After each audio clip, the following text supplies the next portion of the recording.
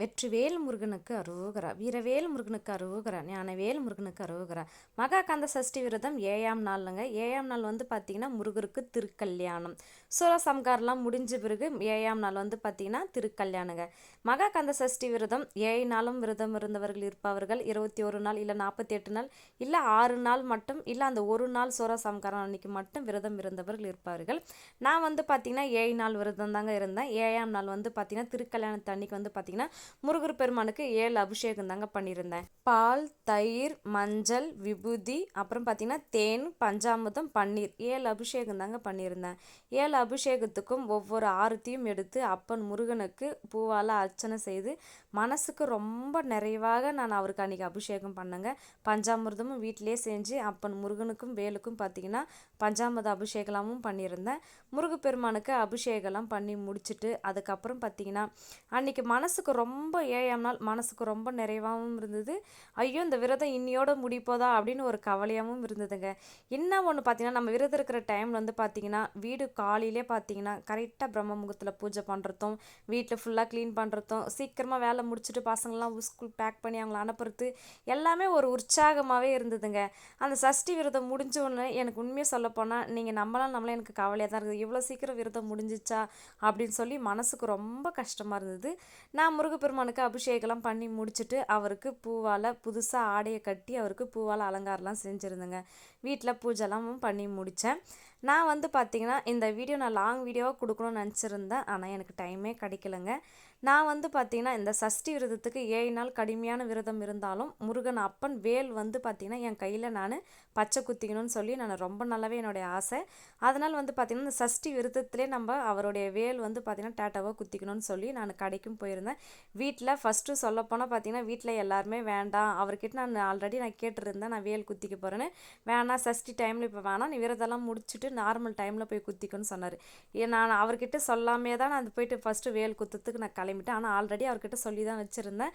ஏன்னா இந்த டைம் வேணாம் நீ ஃபுல் ஃபாஸ்டிங்கில் இருக்க அதனால் வேண்டாம் நீ தாங்க முடியாது மயக்கம் வந்துடும் அதனால் வேண்டான்னு சொன்னார். என் அப்பா முருகன் இருக்கும்போது நம்மளுக்கு பயம் வேண்டாம் அப்படின்னு சொல்லிட்டு நானாக ஒரு பயம் வேணாம்னு நினச்சாலும் ஒரு பயத்தில் தான் போய் டாட்டா குத்த போனேன்.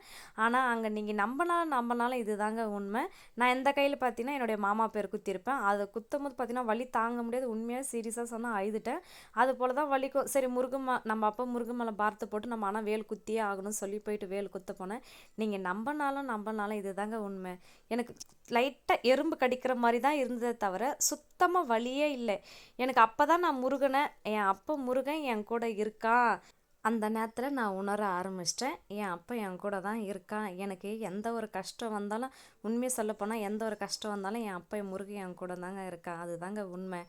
அதுக்கப்புறம் பார்த்திங்கன்னா மகா கந்த சஷ்டி விரதம் 7ஆம் நாள் வந்து படையலுக்காக வந்து பார்த்திங்கன்னா பஞ்சாமிர்தமும் பண்ணியிருந்தேன்.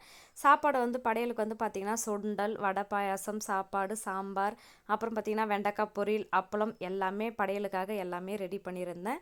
ஆனால் ரெடி பண்ணி மார்னிங்கே வீட்டில் பூஜைலாமும் பண்ணி முடிச்சிட்டேன். ஆனால் நான் வந்து விரதம் வந்து முடிச்சது வந்து பார்த்திங்கன்னா நைட்டு வந்து பார்த்திங்கன்னா ஒரு 10:30க்கு மேலே தாங்க விரதம் முடிச்சிட்டேன். ஆனால் மார்னிங்கே வீட்டில் படையெல்லாம் போட்டு பூஜைலாம் பண்ணி முடிச்சுட்டு ஆனால் விரதம் வந்து பார்த்திங்கன்னா நைட்டு தாங்க முடித்தேன். வீட்டில் படையெல்லாம் போட்டு இந்த சக்கோண தீபத்தில் நெய் தீபம்லாம் ஏற்றி அதுக்கப்புறம் பார்த்திங்கன்னா முருகப்பெருமானுக்கு காலையிலே வந்து பார்த்திங்கன்னா பூஜைலாம் பண்ணி முடிச்சாச்சு. வெற்றலை தீபமும் போட்டிருந்தேன் வீட்டில். அதுக்கப்புறம் பார்த்திங்கன்னா வீட்டில் கந்தசஷ்டி கவசம், வேல் மாறல், திருப்புகை எல்லாமே படித்து முடிச்சுட்டு மதியத்துக்குள்ளே எல்லாமே காலையில் வீட்டில் பூஜைலாம் பண்ணி முடிச்சுட்டு அதுக்கப்புறம் பார்த்திங்கன்னா கொஞ்சம் வேலைலாம் இருந்தது. அதெல்லாமும் முடிச்சுட்டு ஈவினிங் கோவிலில் வந்து பார்த்திங்கன்னா ஒரு முடிஞ்ச அளவுக்கு கொஞ்சம் பேருக்கு அன்னதானம் பண்ணலான்னு சொல்லி நான் பிளான் பண்ணியிருந்தேன். அதனால் என்ன செய்யலான்னு சொல்லி பார்த்தா நேற்றுக்கு வந்து பார்த்திங்கன்னா தயிர் சாதம் பண்ணி கொடுத்துருந்தோம். அதனால் இன்றைக்கி பிரிஞ்சி பண்ணலான்னு சொல்லிவிட்டு அதுக்கெல்லாம் ப்ரிப்ரேஷன் ரெடி பண்ணிவிட்டு பசங்களை ஸ்கூலெல்லாம் போயிட்டு கூட்டிகிட்டு வந்துட்டு அதுக்கப்புறமா நைவேத்தியம் செய்யறதுக்கு ஸ்டார்ட் பண்ணிட்டேன். நம்ம இந்த 7 நாளாக கடுமையாக சாப்பிடாமல் விரதம் இருந்ததுனால நம்மளுக்கு வயிறு ஃபுல்லாக இதுவாகிட்ருக்குன்றதுக்காக வீட்டில் கொஞ்சோண்டு பச்சை பயிரும் தயிர் சாதமும் திரும்ப இன்றைக்கி நைவேத்தியம் செஞ்சு ஈவினிங் பூஜைலாம் பண்ணி முடிச்சுட்டு கோவிலுக்கு கிளம்பி போயிருந்தேங்க. நாங்கள் கோவிலுக்கு போகிற வழிக்கே பார்த்தீங்கன்னா நான் ஒரு 7 o'clockலாம் போனேங்க. அதுக்குள்ளேயே பார்த்தீங்கன்னா ரொம்ப ரஷ்ஷாக ஜனம் எல்லாம் வந்து உக்காந்துட்டு இருந்தாங்க. கோவிலுக்கு போயிட்டு வந்து பார்த்தீங்கன்னா ஒரு 8 o'clock மேலே தாங்க திருக்கல்யாணம் ஸ்டார்ட் பண்ணாங்க. முருகப்பெருமான் மாலை மாற்ற தருணம், வள்ளி தேவயானைக்கு மாலை மாற்ற தருணம் அதெல்லாம் ஸ்டார்ட் பண்ணி அதெல்லாம் முடிஞ்ச பிறகு திருக்கல்யாணம் நல்லபடியாக தரிசனம் நல்லபடியாக முடிஞ்சதுங்க.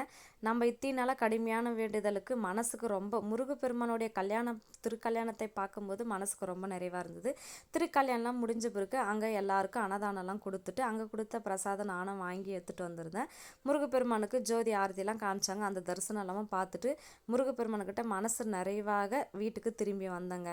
முருகப்பெருமான் திருக்கல்யாணம்லாம் முடிஞ்ச பிறகு பார்த்தீங்கன்னா ஊர்வலம் போகிறதுக்காக அவரை வெளியே கொண்டு வந்து எல்லாமே ரெடி பண்ணாங்க. நாங்கள் கோவிலேருந்து வீட்டுக்கு வந்து வீட்டில் திரும்ப பூஜைலாம் பண்ணி முடிச்சுட்டு நைட்டு 10:30க்கு தாங்க என்னுடைய விரதத்தை நான் முடித்தேன். அதுக்கப்புறம் கொஞ்சம் நான் படித்த படையில் கொஞ்சம் பிரசாதமாக எடுத்து முடிச்சிட்டேன். முருகப்பெருமானோட அருள் கண்டிப்பாக எல்லாருக்கும் கிடைக்கும்னு சொல்லி நானும் வேண்டி